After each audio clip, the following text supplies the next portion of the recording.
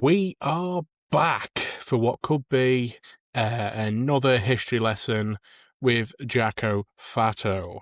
How's everyone doing? Ladies and gentlemen, boys and girls, cats and dogs, anyone you like, we are back for another episode of what could be an award-winning podcast. I don't know what the weather's done this week. I've been recording this ahead of time, trying to back them up, seeing as though, like I said last week, I was waiting for the TT to finish so I could do a bit of a review on it, but we didn't have much to review. That's now been a week since that's come to a premature end. I hope you enjoyed my history lesson on the top 10 dictators. And this week we have another top 10, but also I want to do a deep dive on this man here. And this man's name is the Big G, Genghis Khan, who's the former Khagan of the Mongol Empire. This man, of all them ones we was on about last week, this man I think is the Don. He's the Michael Jordan. He's the Lewis Hamilton. He's the Michael Schumacher, some might say. He's the Bugatti Veyron of world leaders, and the founder of the Mongol Empire. This man, I believe, before we chat GPT him, I believe he actually managed to reduce the carbon footprint of the Earth. He killed and fingered that many people. And I also led to believe that you can actually trace back pretty much everybody's bloodline to the Big G, Genghis Khan. Let's have a look at what our best friend on this podcast, who should be sponsoring us, deep dive into Genghis. Oh my god. Genghis. Oh my god, I've just lost the ability to type. Let's just copy and paste this. It's a bit easier then, isn't it? AI might be coming for my job, but they won't be able to fuck it up as much as what I can with typing. Here we go. Let's have a deep dive into Genghis Khan. Again, mustache. We know that's linked to some bad men. Genghis Khan, the bad man. You don't mess with Genghis Khan. He's the first meathead, isn't he? He's the first mate. I'm gonna fucking do you. So, who was Genghis Khan? Genghis Khan, born 1162 and lived till 1227. He was born in Temujin and was the founder of the Mongol Empire. He transformed a collection of rival nomadic tribes on the Eurasian steppe into a military machine that conquered territory from China to Central Asia.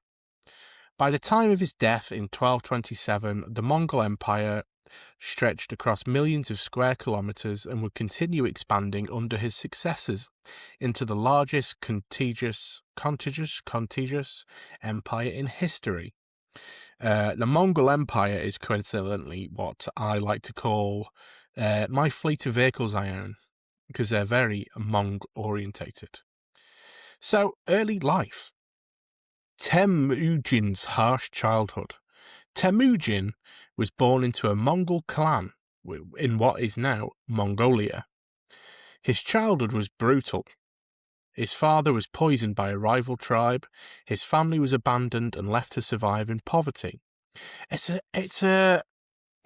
like a recurring theme here, isn't it? There's always something in these dictators' childhoods or these murderers' childhoods. They're always they've had a rough upbringing. It's never the posh kid, is it? I mean, bar when you get to like them, the Husseins, because they were kings and queens and all that shit. He reportedly killed his older half-brother during a dispute over food. He was captured and enslaved by a rival clan before escaping. These experiences shaped his worldview. Loyalty was rewarded, betrayal was punished ruthlessly. I mean, you can't really argue with that, can you? It's kind of a good way to do it. Uniting the Mongol tribes. Before Genghis Khan, the Mongols were divided into dozens of competing tribes. Now, this makes it sound a bit like fucking Hunger Games, doesn't it? Temujin rose through a combination of military skill, political alliances, strategic marriages, ruthless elimination of rivals. So, what we are deep diving into here is the original Game of Thrones, by the sounds of it. In 1206, a tribal assembly known as Kurultai proclaimed him Genghis Khan, usually interpreted as meaning universal ruler or oceanic ruler. He might have had a fetish for water. He might have been Big G or double GK. He might have been going into the water wanking. We don't know. This marked the birth of the Mongol Empire. So he's cracked one out into some water that he rules over, and now he's got the Mongol Empire. The Mongol war machine. Let's have a look at this. Oh yes. Now, I'm assuming that this is a reenactment rather than an actual picture, because I don't know about you, I may be a bit simple, a little bit special, a little bit autistic, a little bit maybe ADHD, a little bit simple, but I believe they didn't have cameras in 1190 or whenever this was. He doesn't look very Mongol based. But good news, there hopefully will be a vlog out in the coming month of me having a go at a bit of archery. Oh, look, you see, I could easily do that. No, neither at all. Mate, I'd be hitting every bullseye, knocking bullseyes off everyone's head, all over the Wirral. That doesn't look very intimidating, that, does it?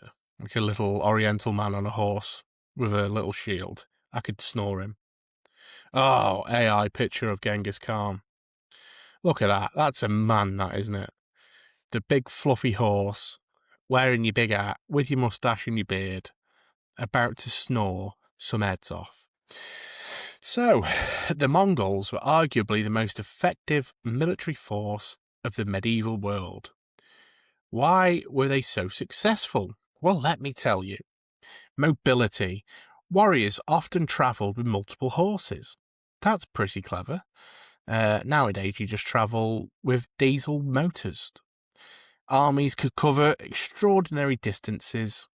They could appear where enemies least expected. That's a bit like me. You know, you take your eye off me, and I'm there. I'm at your front door. I'm at your back door. I'm at the end of your kitchen table. You think you're safe taking a shower? I'm there, and I'm watching you eat your bowl of corned beef hash. Oh, yeah. Composite bows. Smaller but more powerful than many European bows, and accurate while riding at full speed. Maybe this is something that I need to practice. I need to practice getting driven down the road with a bow and arrow out the window. That sounds like a good time to me, that does. Discipline. Units were organised into groups of 10, 100, 1,000 and 10,000, with collective punishment, and that ensured obedience. Again, the Uday Hussein method. Intelligence gathering. Extensive spy networks. That just baffles me for something that was in medieval times. That just shouldn't be a thing, should it? And detailed knowledge of enemy strengths and weaknesses. I'm pretty sure it doesn't take a genius to work out that if you're going to put an axe or an arrow through someone's head, I would say that that is a weakness. Psychological warfare. Cities that surrendered were often spared, and cities that resisted could be annihilated. I need that to happen to Birmingham, to be fair. Stories of massacres spread fear ahead of Mongol armies, causing some settlements to surrender without fighting. So there you go, you know. You play by Big GK's rules, and you get let off the hook. It seems fair to me so far. The conquests. The Mongols fought the Jin dynasty and captured large parts of northern China. Central Asia. One of Genghis Khan's most famous campaigns was against the Mongol invasion of the Khwarezmian Empire. The conflict began after a trade caravan was seized. And by trade caravan, I imagine they don't mean like a hobby caravan. And Mongol envoys were killed. Genghis Khan, the big GK, responded with overwhelming force. Major cities such as Bukhara and Samarkand fell, and the Khwarezmian Empire was effectively destroyed. Into Europe. Oh. Although Genghis himself never reached Western Europe, his generals and successors pushed westward after his death, eventually reaching Poland and Hungary. Big shout out to Poland there. Best country I've been to. How many people did he kill? This is one of the most debated questions in history. Some historians estimate Mongol conquests may have caused tens of millions of deaths through massacres, warfare, famine, population displacement. A frequently cited estimate is around 14 million deaths. Say all them leaders that we was on about last week, they're like a they're like a Tranmere Rovers to a Manchester United. This is the big leagues. My man, GK, the big Genghis, he does not mess about, John. 40 million deaths, though exact numbers are impossible to verify due to limited medieval records, so it might be more. What is clear is that the Mongol campaigns were among the deadliest military expansions in human history. Was he a brutal tyrant or a great leader? I mean, personally, at the moment, I'm swinging towards the point of I would like to go for a beer with this man. Both views have evidence behind them. The case against him, mass killings of resisting populations, that's a little bit questionable. Destruction of entire cities, there's a few cities that I know of it wouldn't be bad if you got rid of them. Extreme reprisals against enemies. Many regions, what's that? Why have I just had a mild stroke? Many regions remember the Mongols primarily as conquerors who brought devastation. Let's have a look at the case for him now. Because, again, I want to go for a beer with this man.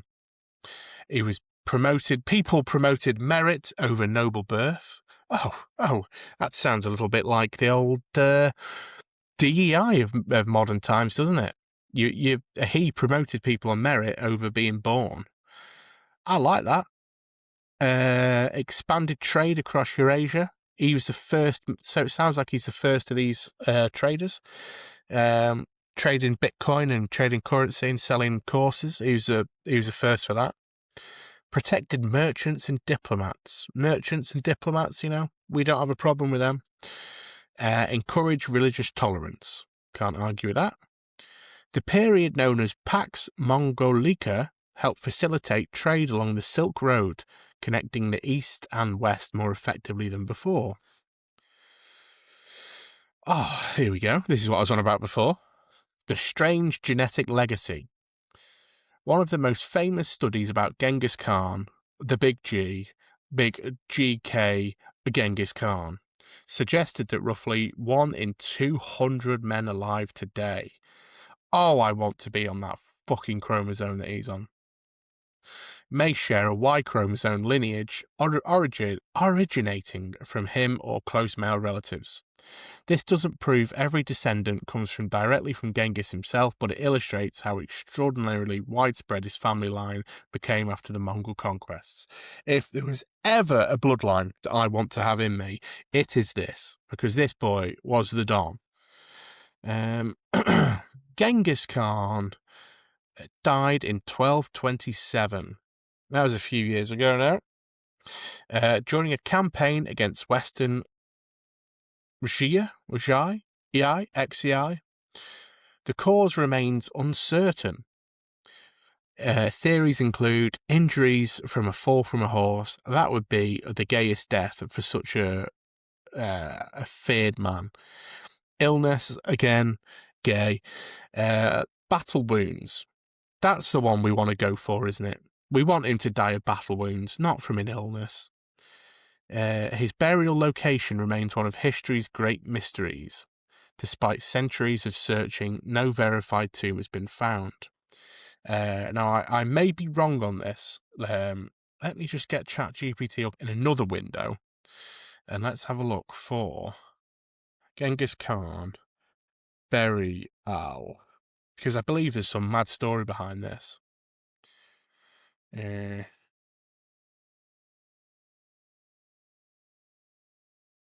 Oh no, let's have a look. Let's paste this. Burial, horses, and killing people.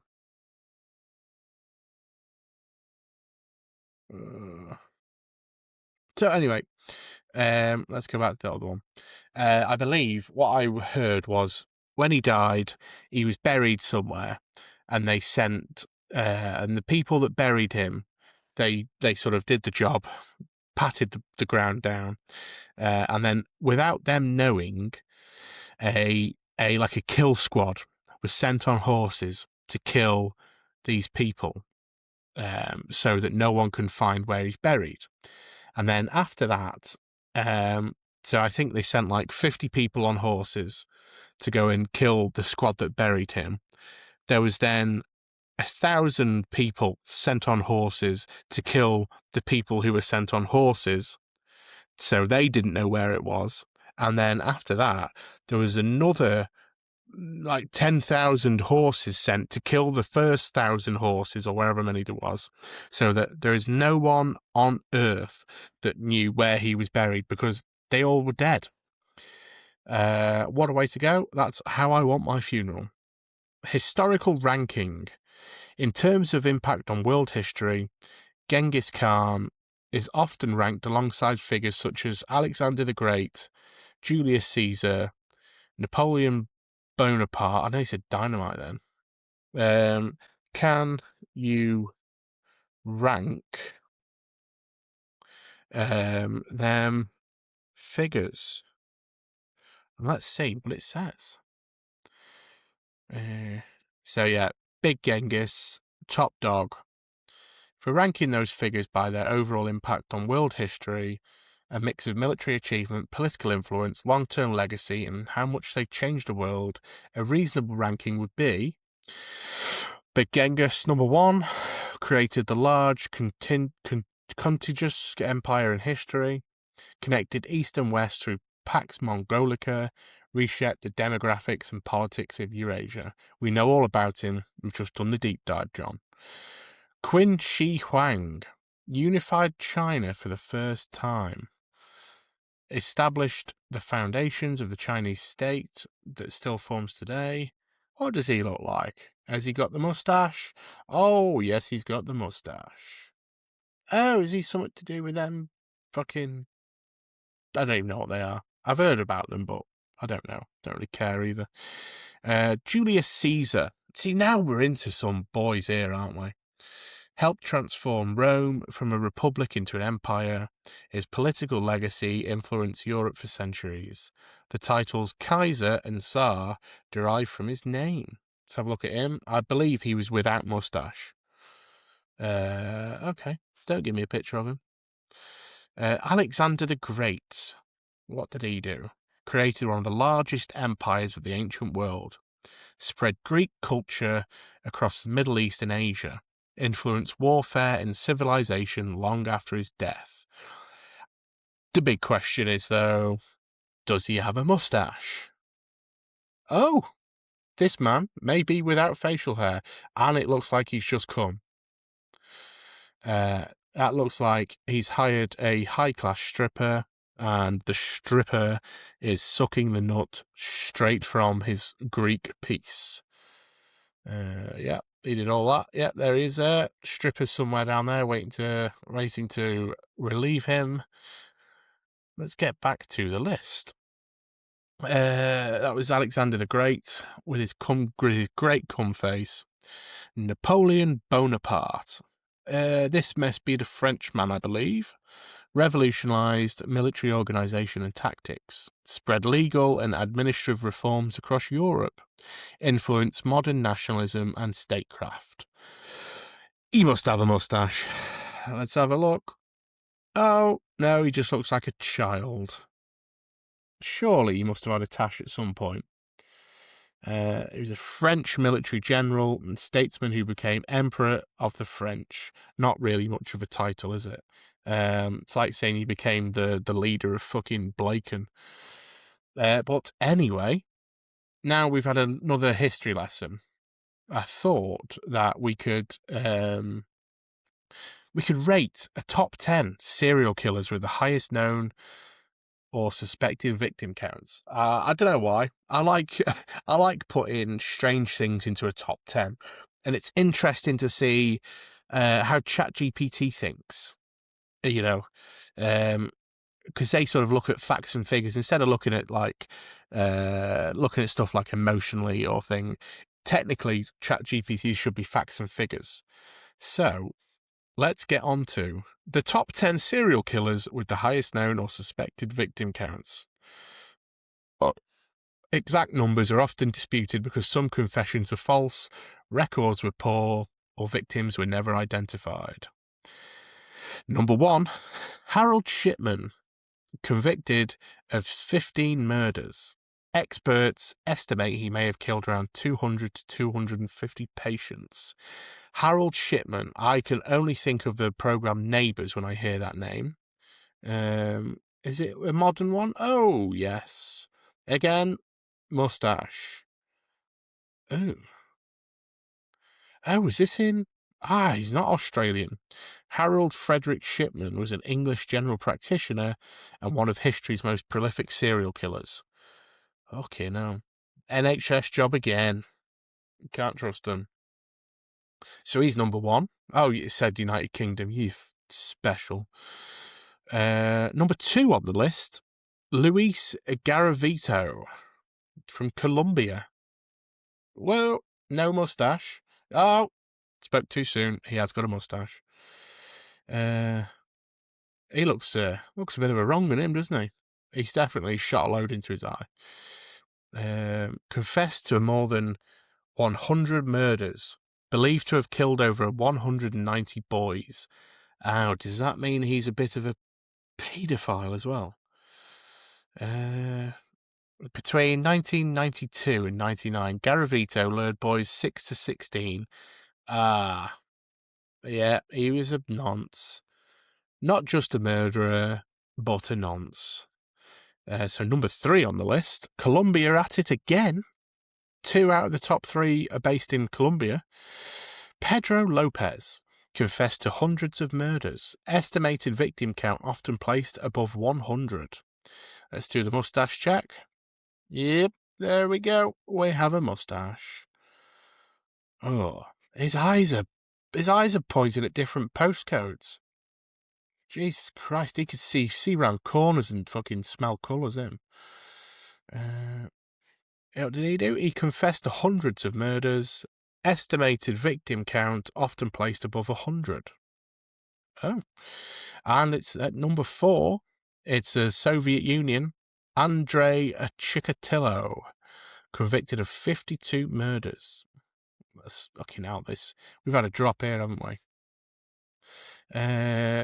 Andrei Romanovich Chikatilo was a Soviet serial killer responsible for at least 50 murders. These are rocky numbers here compared to the top 3. Top 3, they were all hundreds. Now, let's move on to number 5 on the top 10 list of serial killers based by numbers. Ted Bundy of the United States confessed to 30 murders. Actual total may have been higher. Let's do the mustache check. Oh, no. There's got to be. Let's get rid of Genghis here. Ted Bundy. Oh, no mustache. Well, I would take that back. I was convinced he had a mustache. And he was, no, it's Ted Bundy, born Theodore Robert Bundy, born on November 24, 1946. He was an American serial killer and responsible for a series of brutal murders of young women in the 1970s. I think that was the man that would like go down to water. I think I've seen it in the Jeffrey Dahmer program. Number 6, back to the United States, we have John Wayne Gacy with the mustache. That is a wrong un. Well, was he an artist by the looks of it? I'm Pogo. He was an American serial killer and sex offender. He's got the double team there, who murdered 33 boys and young men between 72 and 78 around Chicago, Illinois, known as the Killer Clown.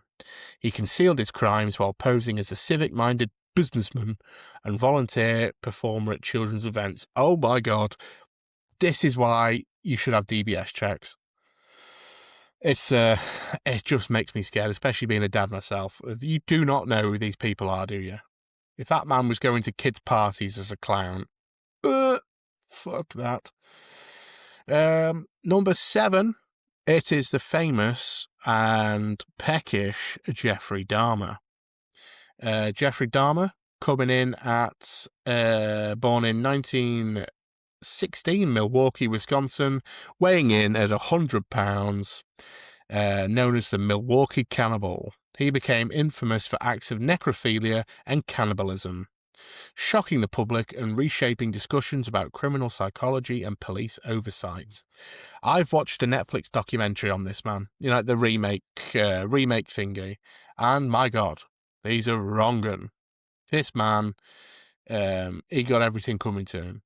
And a shout out for the bloke who played him in that Netflix series. That was like a creepy, brilliant bit of acting. Let's find it actually, because it's that good. What was he called then? Shit, I've just forgotten his name. Jeffrey Dahmer, actor. Let's give him a shout out. Evan Peters. Let's have a look. Let's just move that out of the way. This man, that's something else, that, isn't it? I mean, that's what he looked like. Oh my God. You could probably see this because that won't show.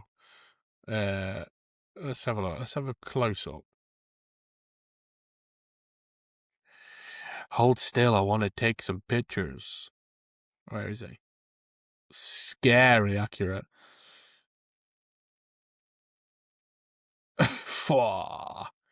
He's never going to be able to get a part again, is he? Without people just recognising him for being Jeffrey Dahmer.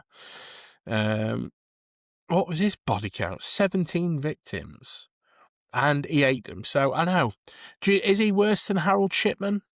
200 to 250 he may have killed, but he didn't eat them. So, who's worse? Let me know in the comments. Is Harold Shipman a worse human than Jeffrey Dahmer? These are the hard-hitting topics on Fat Jack Sunday Service.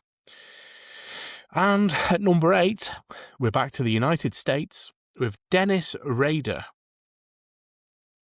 Well, there's your mustache. The BTK killer. Bind, torture, kill. He murdered 10 people in and around Wichita, Kansas, while leading an outwardly ordinary life as a family man, church leader, and local government employee. Taunting letters, and decades-long evasion of capture made him one of America's most infamous serial killers. Oh, dear me. And he never got rid of the mustache. Got some respect for that. He's kept the mustache all these years. Number 9, Eileen Wuornos. Is this a lady? Is this the first lady on the list? Yes, it is. Eileen Wuornos, born Eileen Carol Pittman, was an American serial killer executed for murdering 7 men in Florida between 1989 and 1990. A year in the game. Her crimes, trials, and portrayal in media made her one of the most infamous female serial killers in US history. Occupation, sex worker. Where's that? Phew, dear me. The world famous Last Resort. She looks a bit bonkers, to be fair, doesn't she? You won't want to nick her chips, would you? That's number 9. First lady on the list. Early life. Yeah. Oh dear. We won't go into that. And anyway, number 10 on the list is back to England. Jack the Ripper. Jack the Ripper is a pseudonym given to an unidentified serial killer who murdered at least 5 women in London's Whitechapel district during the autumn of 1888. The killings, brutal, public, and never solved, became one of history's most famous criminal mysteries and shaped modern perceptions of serial murder. And I thought that they got the Yorkshire Jack the Ripper, or who was the one I'm on about? I don't know. Well, anyway, yeah. Who's that? Who's the one we're missing out here? The one that David Tennant played. What was he called? Because we'll have an honourable mention for him. David Tennant.